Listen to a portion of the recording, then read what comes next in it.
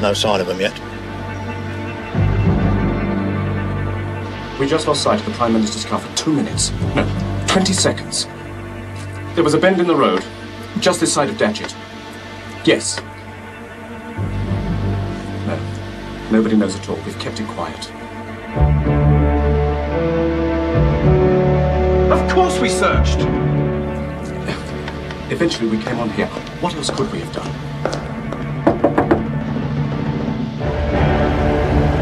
Wait a minute. Here's the Prime Minister's car now. I'll call you back.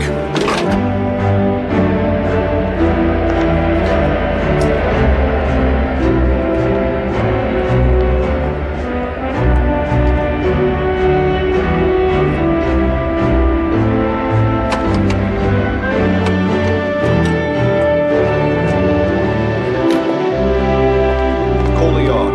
Tell them it's safe, then report back to me.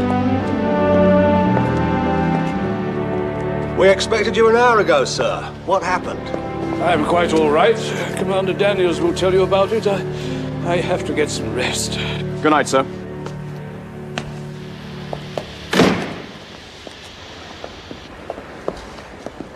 Someone tried to hijack us. But we only lost sight of you for a few seconds. Oh, they got it all worked out. Diverted us down a leg. Gang of thugs waited. If it hadn't been for Egan there, I don't know what would have happened. What did happen?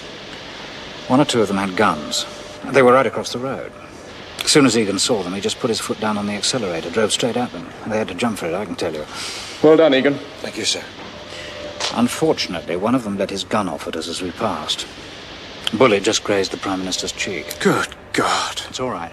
I got it bandaged at the hospital. Well done, Commander Daniels. Well done.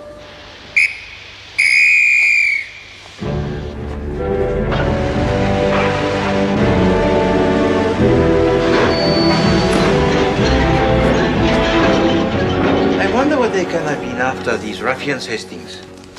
Who can they have been? Well, it doesn't say. It just calls them ruffians. In the next paragraph, it says thugs. Another half-inch on the waist, Monsieur Poirot. No, Monsieur Fingler. I am exactly the same size as I was last year. It is your equipment that is at fault. My equipment is at fault. A person could go crazy. Every year he tells me my tape shrinks. Continue, Hastings. No, that's all there is. You want to try Savile Row? Try Savile Row. I trained those boys. Finish. First fitting Wednesday. And then we shall see if my equipment is faulty. Monsieur Fingler, shall I tell you something? Tell me, Monsieur Poirot, tell me I'm on Spielkies. You must learn not to kvetch. I kvetch? Hey, clear off!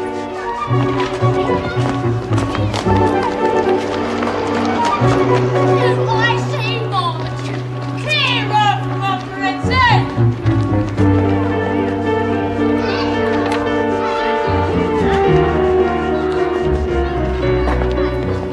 I don't know why you don't go to Savile Row, Poirot. Monsieur Fingler is an artist, Hastings.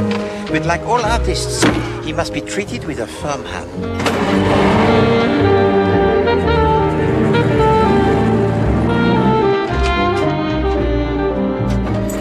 No, Hastings, one cannot take this as a serious attempt at assassination. A bunch of ruffians? A chance shot with a revolver? No. Mon ami, this is mere enfantillage. A gentleman called while you were out, Mr. Poirot. Oh, thank you, Miss Lemon. Oh, Sir Bernard Dodge. Hastings, this is indeed an honor. Is it? Oh, oui, Sir Bernard Dodge. He is permanent Under Secretary of State at the Foreign Office. He'd like you to call on him at 12 o'clock.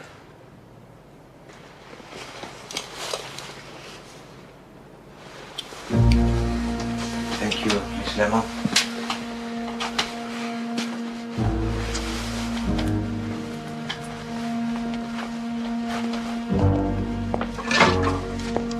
Au revoir.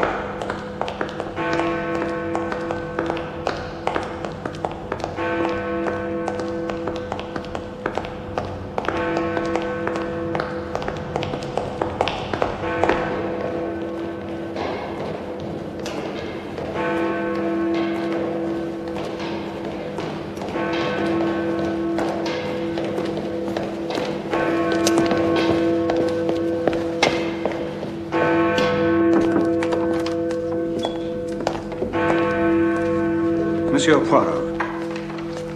Good of you to come. It is a pleasure to meet you, Sir Bernard. And you too, of course, Lord Esther. Our business is absolutely secret, you understand. Well, the whole of England will know soon enough anyway. We simply have to move as quickly as possible. Very well. It concerns the Prime Minister. We are in a grave predicament. The injury, it is serious then? No, no. Fortunately, that attempt failed. I wish I could say as much for the second attempt. There was a second attempt? Yes, but of a different nature. The Prime Minister has been kidnapped. Kidnapped? But how is this possible? If we knew that, we'd know everything.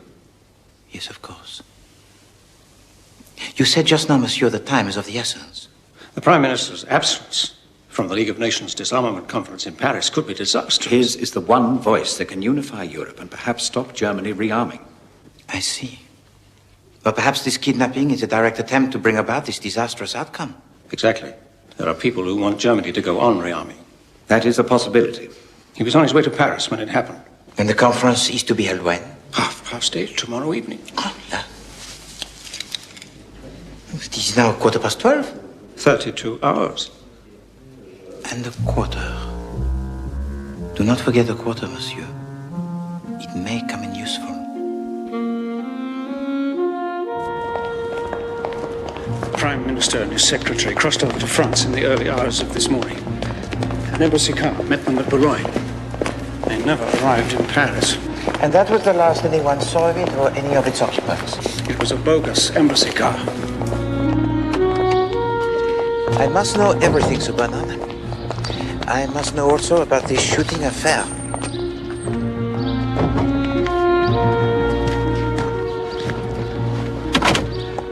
Last night, the Prime Minister, accompanied by Commander Daniels, one of his secretaries, motored down to Windsor for an audience with the King.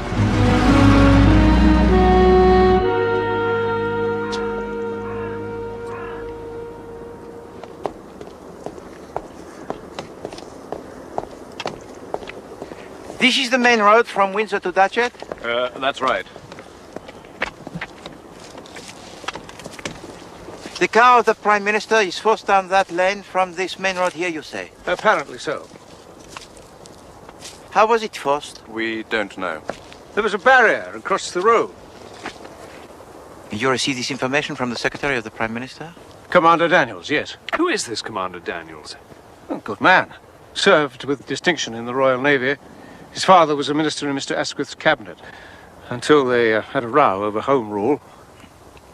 The car following the Prime Minister, the car containing the detectives, did they see this barrier? No, the road was clear by the time we arrived. Mr. McAdam is very impatient at any efforts to protect his person. The car carrying the plainclothes detectives has to follow at a discreet distance. They lost sight of him at that bend.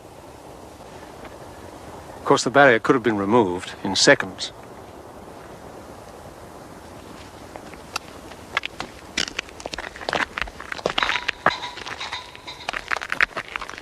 The thugs are strung out across the road. The chauffeur sees them. He sees their guns. He accelerates towards them, scattering them. Yes. One of them fires his revolver. The bullet grazes the cheek of the Prime Minister. Yes. Just think. One of them as good as runs the Foreign Office. The other one guards the Prime Minister. Why should England tremble, eh? There's a destroyer waiting at Dover, Monsieur Poirot, to take us to France. And this destroyer, it will wait for how long, Sir Bernard? Well, as long as necessary, of course, but... Oh. Yes, I know. Well, it appears he takes his time, sir. Yes. Yes, I know, sir.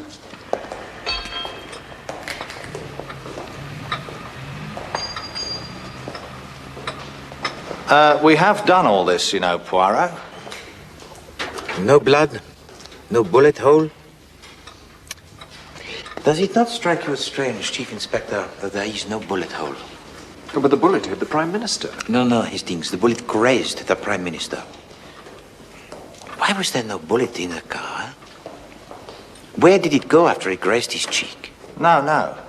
Mr. McAdam's head was outside the car when he was shot at. When the car slowed down, he looked out of the window to see what was wrong. Eh bien.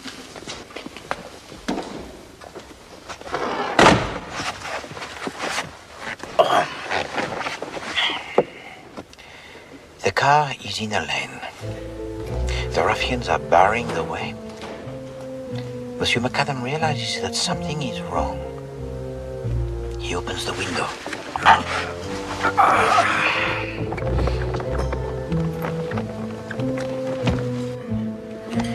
He puts his head out of the window to see what is happening. A shot rings out.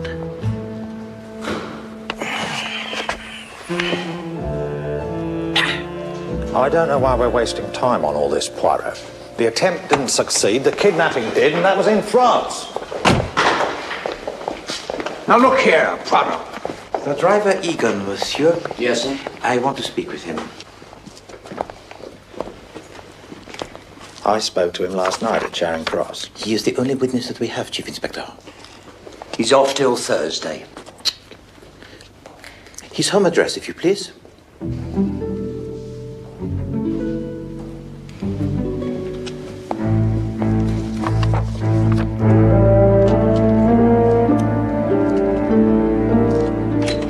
He didn't come in at all last night. Wasn't I waiting up for him until after 1 o'clock in the morning? Is he usually regular in his habits? As clockwork.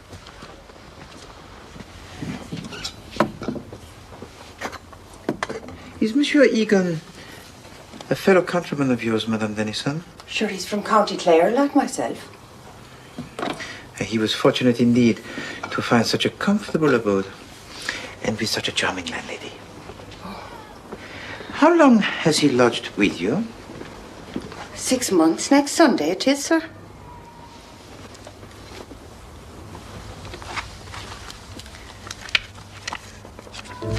Monsieur Egan keeps his address book in a place most convenient, eh?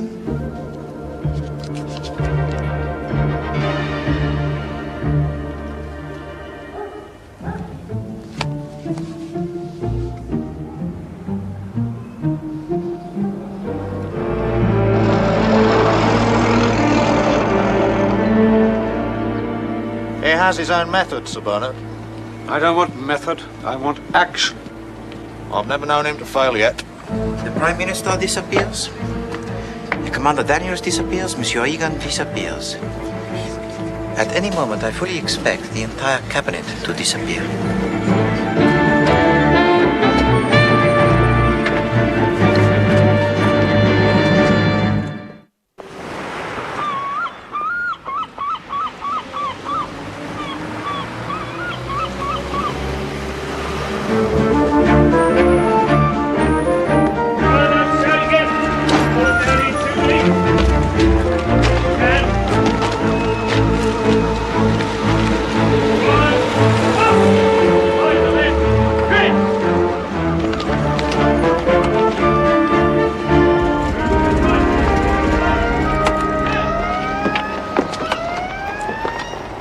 All right, Poirot. Yes. Yes, mon ami. There was a small hotel back there. It looked quite comfortable. But the ship's waiting for us.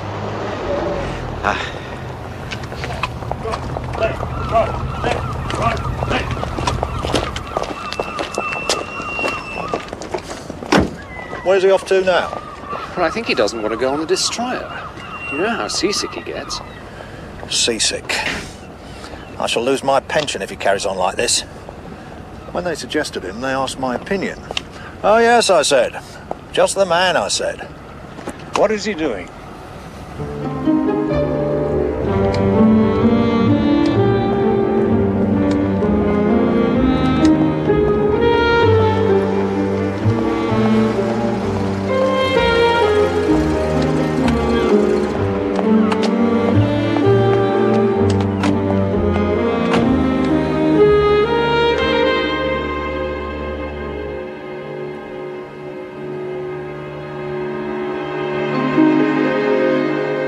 What is he doing now? He's thinking. Thinking? What on earth is he doing that for? Europe is in crisis. The one man who might avert a tragedy, the Prime Minister of this country, has been kidnapped. We're not paying your Mr. Poirot to think. Well... Be so good as to keep out of this, Chief Inspector. He's a detective. And we're paying him, and paying him handsomely, I may say, to detect. What do you expect him to do? God's teeth, do I have to teach him his job? Bloodstains, fingerprints. He's done all that. When? I haven't seen him. I haven't seen him so much as look through a magnifying glass. Poirot is ready. Do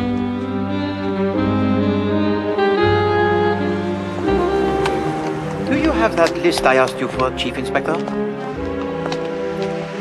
Excellent. Back to the docks. Back to Datchet.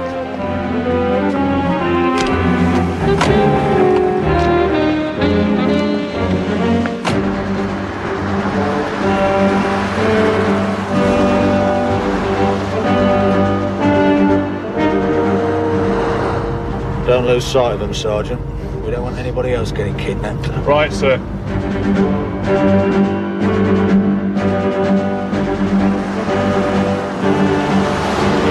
He wasn't the one who went through that awful divorce last year, was he? Who wasn't Hastings? It's Commander Daniels. Mrs. Daniels' countersuit was utterly malicious and without foundation. Ah, I remember. It was in the newspapers. It was all over the newspapers.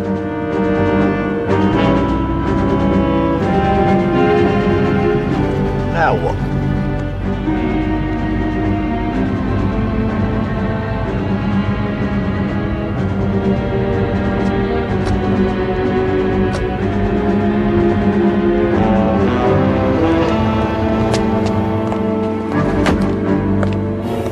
I know what he's doing, I just don't know why he's doing it. Well, you're one up on me. I got him a list of all the hospitals between Datchet and London. He's trying to find out which one they took the Prime Minister to get his face bandaged. Not this one.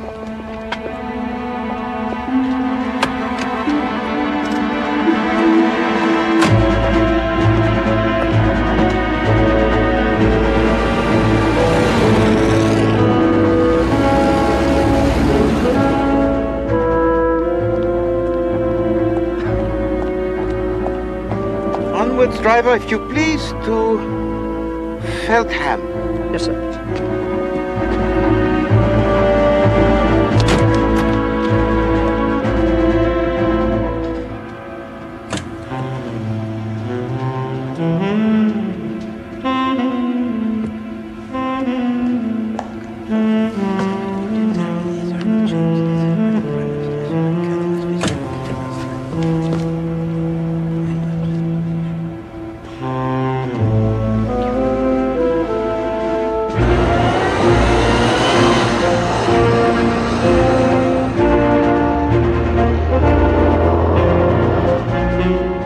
There's a cottage hospital marked here, Poirot, but it's a bit off the beaten track.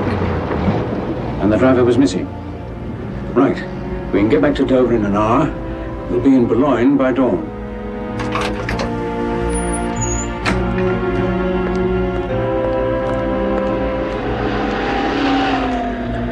They found the car in France. The bogus embassy car?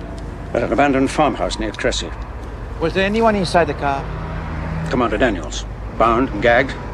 With a head injury from where they knocked him out. They flown him back to London. And no sign of the Prime Minister? Not even his body? No, nothing.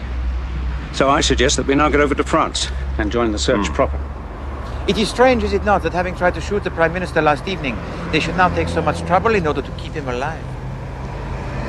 Commander Daniels will appreciate some visitors, I think.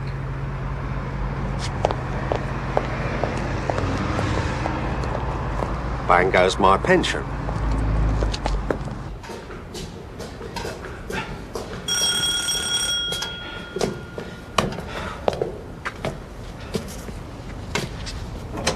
We've come to see Commander Daniels.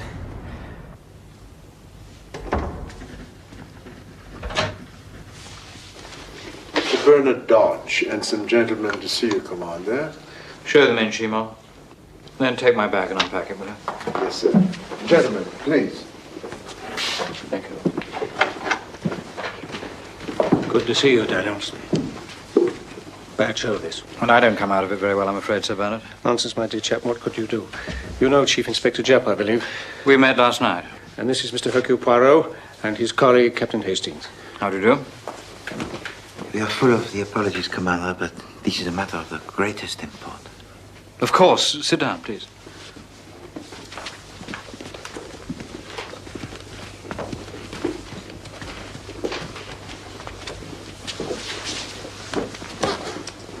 If you would be kind enough, Commander, to tell us what happened when you arrived at Boulogne. Well, Mr. McAdam had managed to get some sleep on the crossing, but he was still shaken, I could tell. There was a staff car waiting for us on the quay. Tell me about the driver. I didn't take much notice of him. One doesn't, I'm afraid. Of course. We started off for Paris. We passed through Nampont-Saint-Martin just as the sun was coming up. It was about 6 o'clock. And then? The last thing I remember was passing through Vran. I looked at my watch. It was 10 past 6. Then nothing. Well, nothing until 4 hours later when I woke up in the car in a spinney, very efficiently tied up and gagged. No sign of the Prime Minister. Or the driver. Or the driver. I managed to get the door open with my feet, but that's as far as I'd got when a little girl found me. I must have frightened the life out of her. Blood all over my face. Anyway, she got the local gendarme. So you remember nothing of the abduction? I'm afraid not. This frequently happens, Commander, as a result of a trauma. But your memory, it will soon return. Now, if I may use your telephone? Yes, of course. Thank you.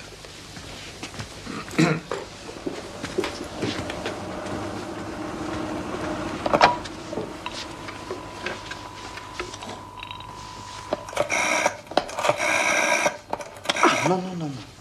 My friend, he will have retired for the night. Thank you, Commander Daniels. You have been most helpful. Well, I wouldn't say that. I'm preparing a report, Sir Bernard. Good. Good show, Daniels. Mon Dieu, I shall forget my own funeral. Commander, what hospital did you go to? Hospital? To get the head of the Prime Minister bandaged? Oh, yes. I don't know the name of it. I was busy attending to Mr. McAdam. I told the driver to get us to a hospital, but I didn't pay much attention, I'm afraid, to where we were going. I understand. Good night. Good night, sir. Good night.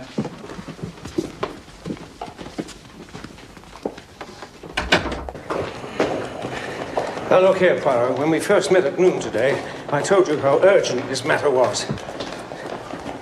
Seems to me you've wasted some 12 hours meandering aimlessly about the countryside, 100 miles from where the crime took place, talking to people who can have no possible connection with it. I understand your feelings, Sir Bernard.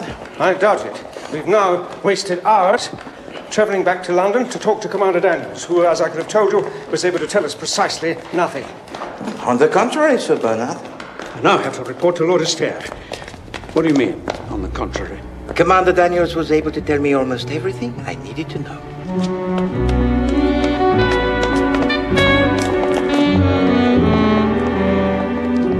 Chief Inspector, I wonder if you'd be kind enough to do something for me. If I can. I want you to check for me two things. The record of the driver Egan and the maiden name of the former Madame Daniels. Mrs. Daniels? What on earth can that woman have to do with anything? Now, look, this is exactly what I mean. We've dealt with Egan. Egan is old news. Perhaps. But you see, the kidnappers, they always had one flaw to their plan. They knew it and they did their best to conceal it. But their best is not good enough for Hercule Poirot, perhaps. Good night, Sir Bernard. Where are you going? To bed. You don't seem to realize, Poirot, this is a national emergency. I do not intend to sleep until the Prime Minister is found. I am sure it will make you feel very virtuous, Sir Bernard, but it will not help the Prime Minister. For myself, I need to restore the little grey cells. Chief Inspector.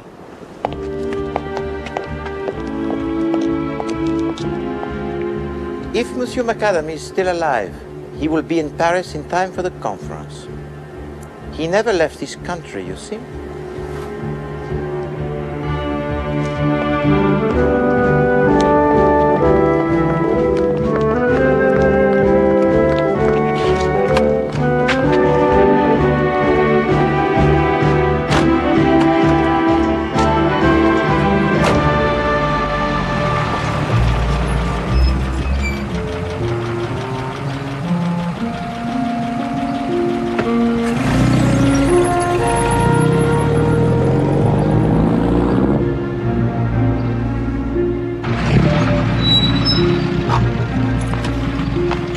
go in alone, Hastings? You sure about this, are you, Poirot? Quite sure. I'm here if you need me.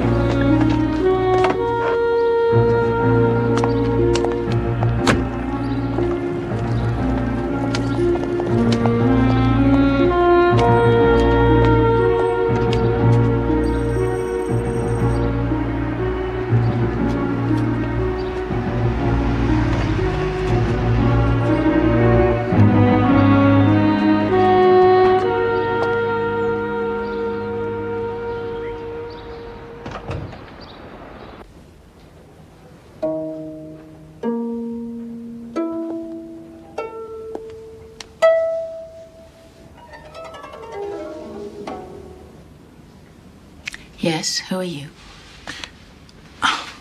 Bonjour, Madame Daniels. I am Hercule Poirot. The Belgian detective. Madame is too amiable.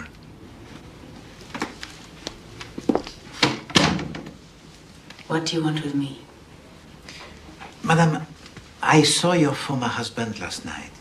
What a treat. If he sent you here, you can leave right away. No, Madame. Commander Daniels has no idea that I am here. But he is in great trouble. Oh, how wonderful. The police suspect him of a grave crime. The police? Well, he hasn't murdered me. That's the only crime I can imagine Tony being interested in. No, Madame, it is not murder. Not yet. You are being tiresomely mysterious. Commander Daniels had the means to commit a crime. He had the opportunity to commit a crime. But as yet, the police can find no motive for the crime. Now, you know him better than anybody. Too well. Perhaps you can help them? I wish I could. Would he go to jail? God, I'd love to see him go to jail. You know what that bastard did to me. Only what I read in the newspapers, Madame. Yes, and didn't they love it? Madame, how would you describe the politics of your ex-husband? Torpid. He never had a political thought in his life.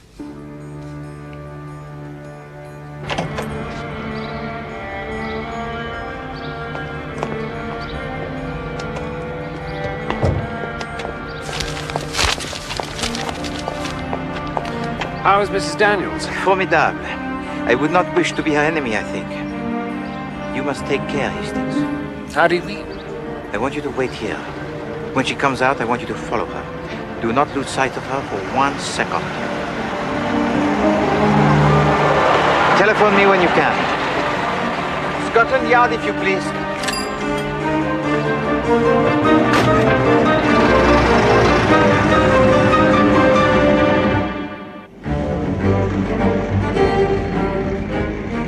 No, sir. Well, it's not up to me, sir, is it? Well, yes. Well, I thought he was just the man for the job. Come in. No, sir. Thank you. Well, I couldn't agree with you there, sir. No, he's not slow, he's thorough. Yes, well, most of our men are already in France, sir.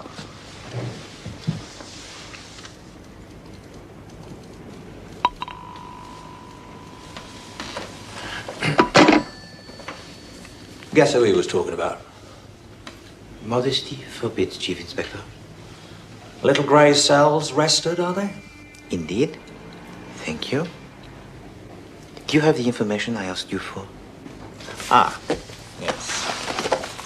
Much good it'll do you. John Patrick Egan, born Milltown, County Clare, 1901. Van driver for removals firm until he came over to England a couple of years ago. Joined Ministry of Works as a driver mechanic 6 months later. Good references, good worker. And Madame Daniels? Maiden name Donahue.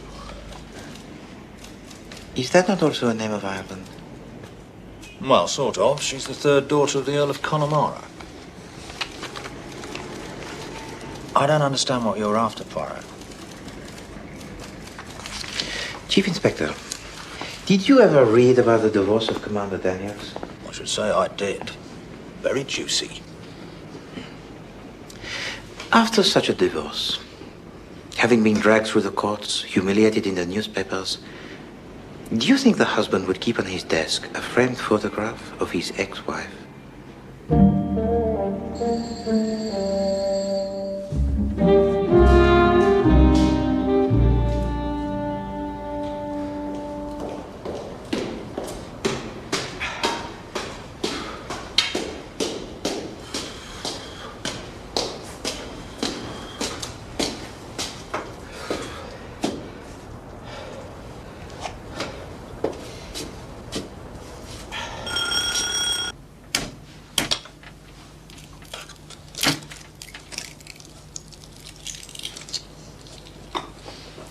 How well do you know John Egan? John Egan? He drove you and the Prime Minister to Windsor. Oh, Egan. Know him. He's a driver. There are 3 or 4 on call for Downing Street. But you see, Commander, he has not been seen since he drove back the car to the garage that night. Really? He did not return to his lodgings? I'm sorry. Oh, well, it is no matter. I'm sorry to have disturbed your breakfast.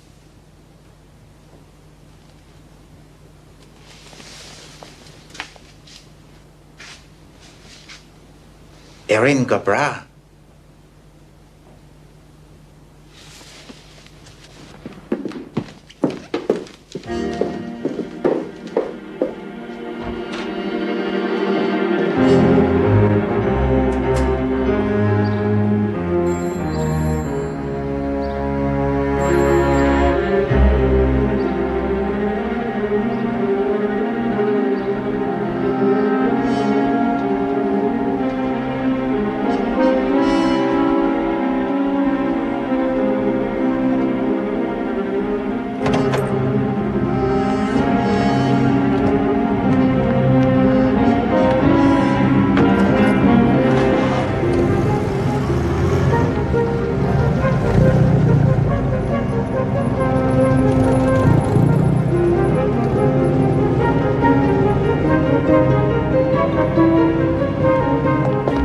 All that we can do is to wait, Chief Inspector.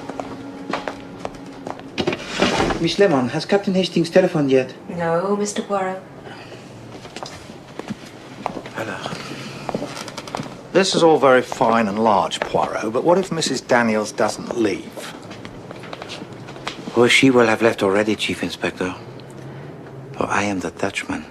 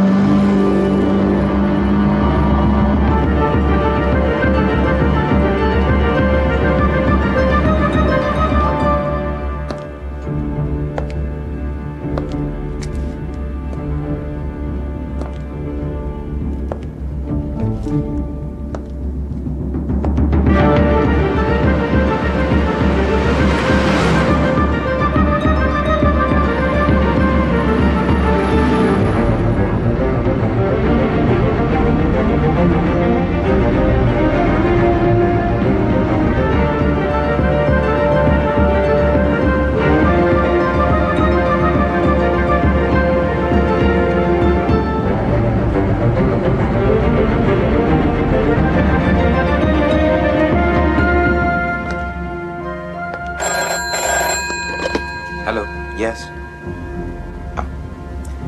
Yes. Jap. Yes, Cantwell, what's happening? They what? Thank you, Miss Lemon. Why? Oh. What time was this? Nothing since? Right. They've arrested a vagrant in some unpronounceable village. A vagrant? Suspected of abducting the Prime Minister? When in doubt, arrest a vagrant. They let him go again.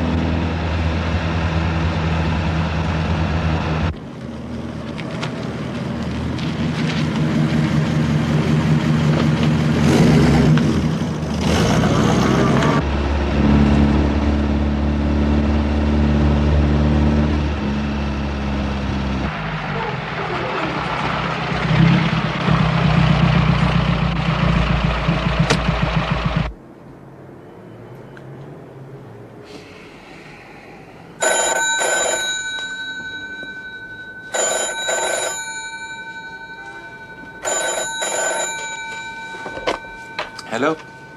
Yes, Hastings. Where are you? I'm afraid I've lost her, Poirot. You've lost her?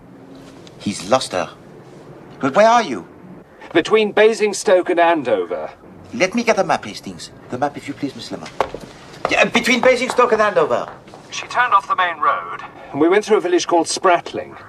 She must have seen me just after that. I wonder if the Daniels have any local connection, Hastings. Go back to the village and ask if Commander Daniels has a house in the neighborhood. Or you could try in the name of Donahue. What? Yeah, but that is the maiden name of Madame Daniels. Lady Imogen Donahue. Yes, Hastings, and call me back when you have done that. Goodbye. I'll get onto the yard. Tell them to contact the Basingstoke police. She's the daughter of the Earl of Connemara, isn't she? You English, you are all experts in the aristocracy. No, only it was in the papers a year ago. No, nearly 2 years ago. What was, Miss Lemon? There was a big fire. I can see the headline now. Earl's mansion destroyed. There was a picture of him. Fine-looking man, Mr. Poirot. Would you contact... Of that I have no doubt, Miss Lemon. But where was the house? It was in Berkshire. Good? Good. It was in... Try, Miss Lemon. It was called something Hall in a village called... We can find that out. Kentwell, can you find out the name of the house that belonged to the Earl of Connemara that burnt down a couple of years ago? Oh, the hall was the same name as the village. It was a name like Batley. Batley? Like Batley. Oh. Catley? Detley? Fatley? Gatley? Hatley? Somerscote Hall. Yes.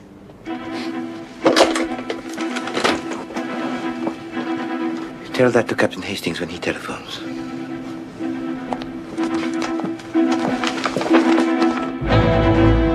I hope this isn't a wild goose chase, Poirot. No, mon ami. The only wild goose chase they intended us to be on was in France.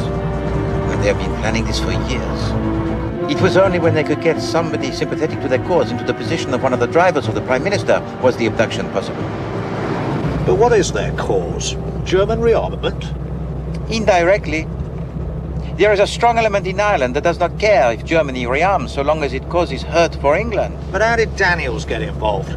I understand about his wife. Seems she was always a bit of a rebel. But the father of Commander Daniels was violently opposed to Lord Asquith in the 1914 Irish Home Rule Bill. Oh, that was the end of his career in politics. I think that this has festered inside the Commander Daniels all of his life. He did not take so much persuading. Just a few hours more.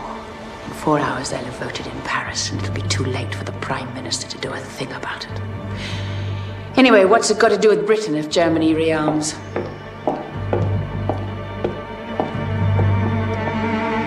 We're just coming into Somerscote now, sir. Right. There's a turning on the left, just on the other side of the village. Sir.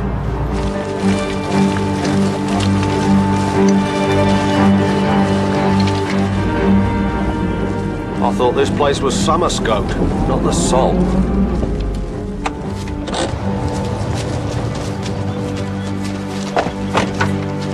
Right, lads. Keep the noise down. They're all ready. Very well, Major. Thank you, sir.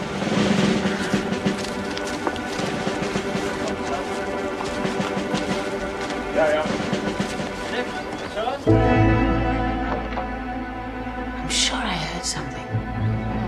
Maybe it's your husband. No, must have been wind.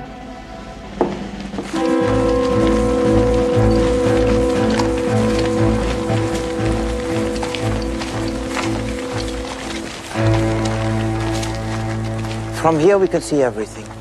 It seems I may owe you an apology, Monsieur Poirot. No, no, Sir Bernard. You were cleverly misled. How did you get onto it? Whenever the occasion arises, Sir Bernard, to look into someone's address book, always first look under the letter X, because that is where the secrets are kept. In the address book of Monsieur Egan, which I found under his pillow, under the letter X, there was only one number. No name, just X. It was a Mayfair number, which I thought strange. But when I pretended to use the telephone of Commander Daniels, I noticed that his number was the same as that in the address book. Oh, no. My friend, he will have retired for the night. An interesting connection, n'est-ce pas?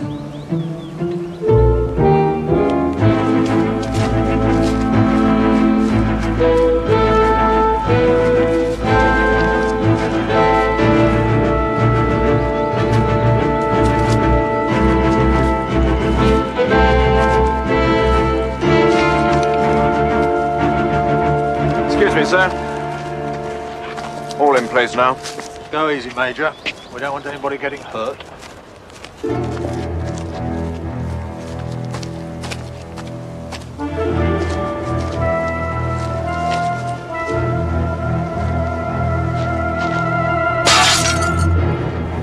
What's that? There is somebody out there.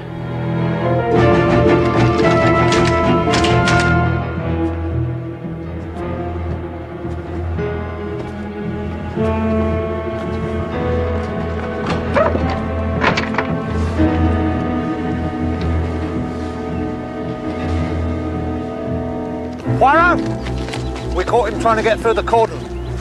What is all this, Daniels? Have you gone mad? Let me go to Imogen.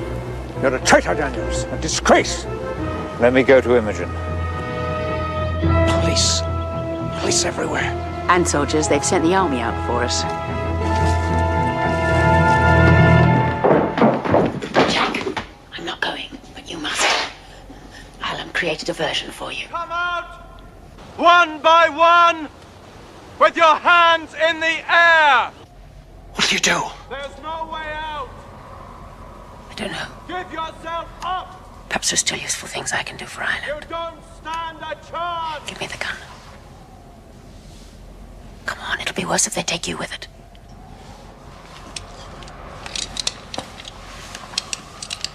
Good luck. I'm going to count to 5! 1, 2, 3, 4, 5! On the charge! It's Mrs. Daniels. Here, come back! Sergeant! Watch out! Stop him!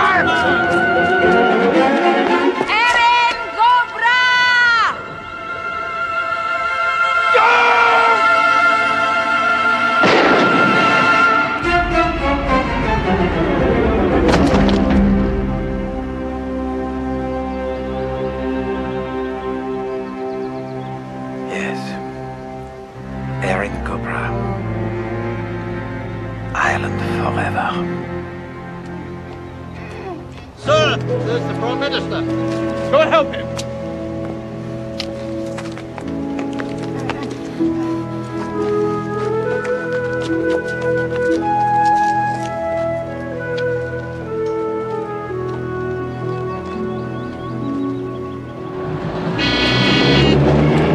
The only thing I don't understand is how you knew it was a double they sent to France.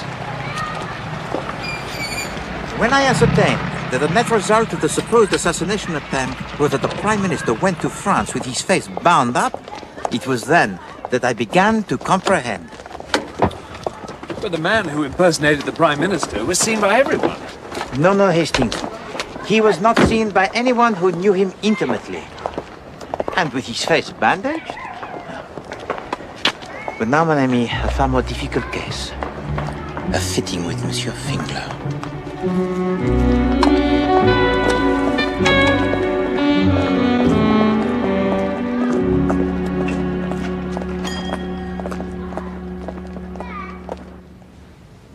So the Daniels divorce was just a smokescreen? The purest theater, Hastings. To ensure that the last thing anyone could suspect was collusion between those two. They loved each other, yes, but they were willing to sacrifice that and everything else for their cause. You know, Hastings, the worst kind of fanatic is the quiet, unobtrusive fanatic. And the worst kind of customer is the customer who can't keep still. Monsieur Finger, this jacket, it is too tight. Oh, it is too tight, is it? Yes, I shall scarcely be able to button it up. Do you know why it is too tight? Because you made it too small. No. Because you have grown too big. This jacket has been made by last year's measurements. Now, are we having a fitting of what?